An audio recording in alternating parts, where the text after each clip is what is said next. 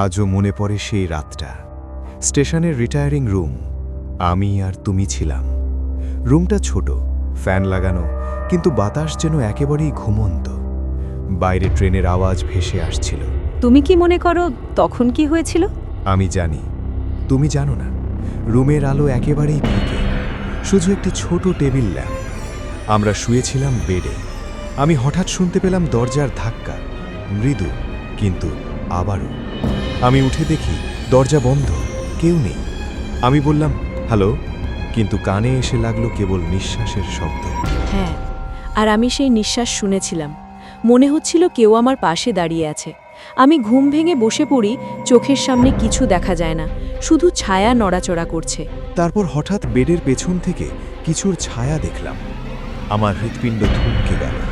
আমার দৃষ্টি ওই দিকে, আর দেখলাম এক মেয়ের রূপ, রুমের অন্ধকারে অস্বাভাবিকভাবে উজ্জ্বল। আমি চিৎকার করতে চেয়েছিলাম, কিন্তু শব্দ বের হয়নি। সে ধীরে ধীরে আমার দিকে এগোয়, গলায় দড়ি ঝুলিয়ে। তার চোখগুলো শূন্য, যে কোনো মুহূর্তে আমাকে ধরতে পারে। আমি কাঁপতে কাঁপতে হাত বাড়ালাম মেয়েটার দিকে, আর হঠাৎ সে গলায় থাকা দড়ি নিজের হাতেই ধরল। তারপর নীরবতা, কিছুই দেখা যায়নি। আমি তখন বুঝেছিলাম সে আমাকে ডেকে এনেছিল, কিন্তু কেন? তার চোখে বিষণ্ণতা, চোখে হাহাকার। সে এক মুহূর্তে হারিয়ে গেল, শুধু দরজার পাশে ছায়া থেকে যায়। আমি তখন বুঝেছিলাম, রিটায়ারিং রুমে একা থাকা মানে কেবল নিদ্রাহীন রাত নয়। এখানে কেউ বা কিছু আছে যা তোমাকে দেখতে চায়, কিন্তু ছুঁতে দেয় না। সেদিন রাতটা কখনো ভুলব না।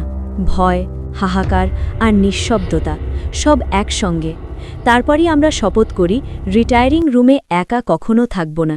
হ্যাঁ, এবং তুমি জানো না, যখন তুমি বাইরে ফিরে দেখো, রুমের ছোট জানালার আড়ালে সে দড়ি এখনও ঝুলে আছে, যেন কেউ সব সময় আমাদের দিকে তাকিয়ে আছে।